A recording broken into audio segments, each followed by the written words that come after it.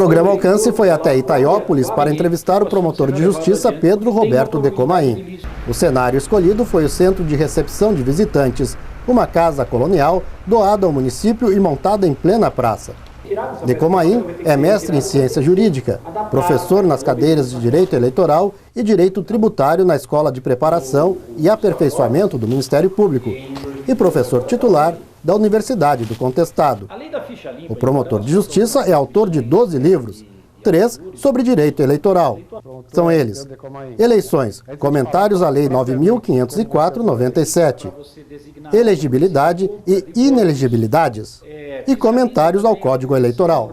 É interessante resgatar um pouquinho da história desse processo eleitoral aqui no Brasil, né? O senhor pode ajudar a esclarecer como era antes de ter uma justiça eleitoral, a diferença, como é que era e o que isso impactou tendo uma justiça eleitoral? Muita gente não sabe que não tinha justiça eleitoral até os anos 30 e que o próprio Poder Executivo organizava e o Legislativo fiscalizava as eleições. O senhor pode me corrigir se eu estou errado e também apresentar um pouquinho dessa história antes? As eleições no Império e na República, elas eram de fato, elas eram organizadas e realizadas pelo Executivo e pelo Legislativo.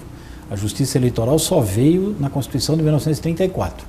E o nosso primeiro Código Eleitoral foi de 1932. Naquela época não existia, inclusive, a garantia do sigilo do voto. O voto era aberto.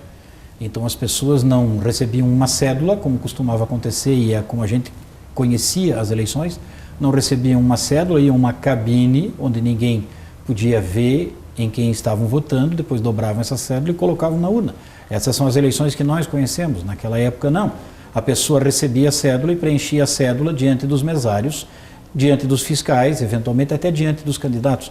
Então isso provocava, no mínimo, um certo constrangimento, criava alguma dificuldade, porque o eleitor eventualmente podia ser vítima de alguma retaliação se ele não tivesse votado naquele que eventualmente fosse a pessoa politicamente mais forte naquele lugar. Então na década de 1930 se inovou com relação a tudo isso, criando um Código Eleitoral, estabelecendo o voto secreto, o sigilo do voto, e estabelecendo também que a realização, a fiscalização das eleições e a proclamação de quem foi eleito, a diplomação, enfim, a definição do resultado das eleições caberia à Justiça Eleitoral. E isso vem seguindo desde então, e a novidade mais interessante aí da década de 1990 veio justamente com a urna eletrônica. A urna eletrônica, ela facilita a votação, até mesmo para o eleitor que não é afeito à escrita, a gente percebe que ela facilita a votação. As pessoas, e nós percebíamos isso com as cédulas, as pessoas tinham dificuldade para escrever os números dos candidatos que queriam escolher. E às vezes o número ficava redigido de uma maneira tão pouco clara que não era possível atribuir aquele voto a ninguém. O eleitor quis votar em alguém, mas não soube se expressar, não conseguiu se expressar. Quando você tem que apenas digitar algarismos num teclado, e num teclado bem simples, como é o da urna, isso fica mais fácil. Desaparece, em grande parte, a possibilidade de interpretação equivocada do voto. Não se sabia se o voto era atribuível a esse candidato ou aquele candidato, isso às vezes gerava polêmica. Agora não existe mais nenhuma dificuldade como essa. A urna é segura e tem rapidez na apuração da urna também. Então a gente pode marcar as eleições nessas 3 etapas grandes. A primeira antes da Justiça Eleitoral, a segunda antes da urna eletrônica e a terceira agora. E desde quando o Ministério Público fiscaliza as eleições? A fiscalização mais efetiva do Ministério Público em relação às eleições é produto da Constituição de 1988. Ela existia antes, mas até 1964, a partir de 1964, as eleições perderam um pouco, digamos assim, o brilho que elas tinham anteriormente. E elas voltaram a recuperar esse brilho e esse peso específico com as eleições de 1986 e posteriormente com as eleições posteriores à Constituição de 88. Então essa fiscalização mais efetiva, ela existia antes, mas ela se tornou mais incisiva. Ela se tornou um papel mais, digamos até, introjetado na perspectiva de trabalho do Ministério Público como um todo a partir da Constituição de 1988. Quer dizer, nós tivemos um momento, foi criada a Justiça Eleitoral, independente do Executivo, independente do Legislativo, é do Judiciário, mas também ela é independente, apesar de ter os mesmos integrantes, né? Mas o Ministério Público veio só depois, em um segundo momento, como atuante na fiscalização. Exato, essa participação mais efetiva do Ministério Público na fiscalização das eleições, ela se tornou algo bastante visível a partir da Constituição de 1988. E quando a gente fala na fiscalização do Ministério Público no processo eleitoral, a gente está falando exatamente do que, promotor? A Justiça Eleitoral ela tem dois grandes grupos de atividades. Um deles é administrativo, isso significa que a Justiça Eleitoral organiza e realiza as eleições.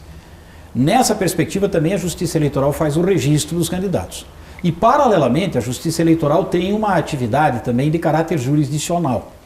Verificar, por exemplo, se candidato está ou não inelegível. O Ministério Público pode impugnar pedido de registro da candidatura se entender que algum candidato incorre em inelegibilidade. Os outros partidos, as outras coligações, os outros candidatos que concorram ao pleito também têm esta possibilidade de fazer esta impugnação. Esse já é um primeiro aspecto do que a gente genericamente pode chamar de fiscalização das eleições. Num segundo momento, o Ministério Público também ajuda no policiamento da correção da propaganda eleitoral. E num terceiro momento, o Ministério Público também pode promover ações se houver uma indicação de que alguém pudesse estar praticando conduta que caracteriza abuso de poder econômico ou abuso de poder político, uso indevido de veículo ou meio de comunicação social, captação ilícita de sufrágios, que é uma expressão técnica para você designar a nossa conhecida compra de votos, fiscaliza também a correção do recebimento e do gasto de recursos de campanha eleitoral. Ou seja, essa fiscalização ela abrange uma espécie de supervisão, não uma supervisão do dia a dia, mas uma possibilidade de supervisão, uma possibilidade de pedir correções e uma possibilidade de pedir sancionamento por condutas erradas dentro do processo eleitoral. É muito comum ver isso durante a campanha, que os próprios partidos movem ações, fazem as chamadas denúncias de irregularidades. O Ministério Público, então, não é o único ente que tem essa prerrogativa de fazer a denúncia ou de fazer a representação. Não, o Ministério Público não é o único que pode fazer isso. Os outros partidos podem fazer, as coligações podem fazer. Numa eleição, os partidos que estão coligados para aquela eleição funcionam como se fossem um partido único. Por isso os partidos podem fazer, as coligações podem fazer e os outros candidatos também podem fazer esses pedidos, por exemplo, para imposição de multa por propaganda eleitoral irregular ou por propaganda eleitoral feita antes do tempo, eventual cassação de registro de candidato por compra de voto e outras ações dentro do processo eleitoral podem ser promovidas por eles também. Mas nessas ações que tiveram como início, uma provocação de um partido ou de uma parte, o Ministério Público atua como? Aí o Ministério Público vai atuar nestes processos usando aquela expressão no latim bem comum, como custos legis, como fiscal da lei. Ele vai acompanhar o processo, ele pode se manifestar no processo, dentro desse processo ele pode pedir também que se produza prova, então ele vai acompanhar esse processo não como autor do pedido, de modo que ali ele pode tanto entender que aquele requerimento feito pelo outro partido, pela outra coligação ou pelo outro candidato não tem fundamento, e entender que aquele requerimento não deveria ser deferido pela Justiça Eleitoral, como pode também entender o inverso, pode entender que sim, que aquele pedido deve ser deferido. E há uma peculiaridade aí.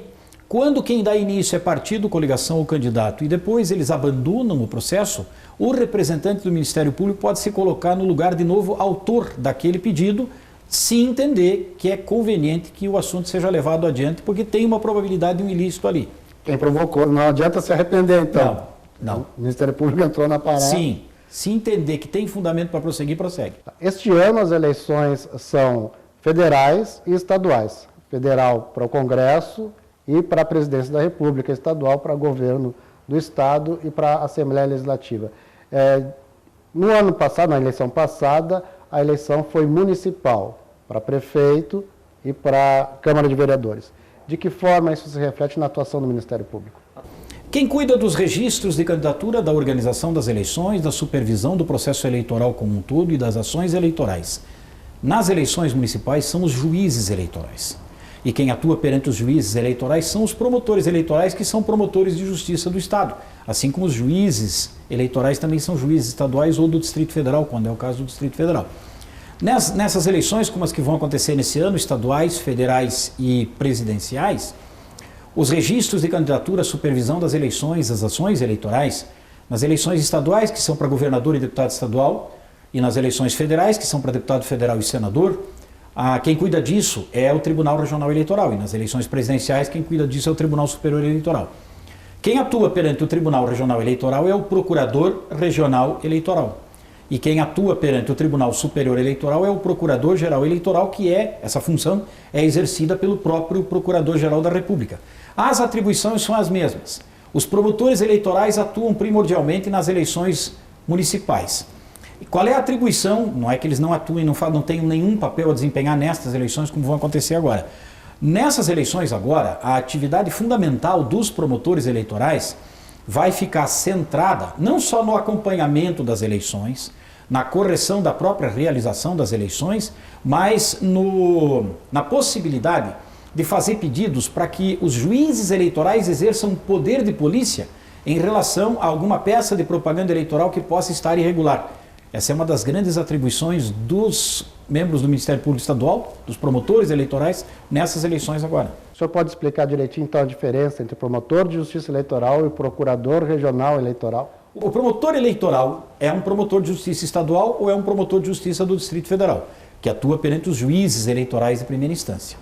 O procurador regional eleitoral, ou ele é um procurador regional da República, que é membro do Ministério Público Federal, que atua perante o Tribunal Regional Federal e atua então perante o Tribunal Regional Eleitoral do Distrito Federal, do Rio Grande do Sul, de Pernambuco, de São Paulo e do Rio de Janeiro, que são os estados que têm sede de Tribunal Regional Federal.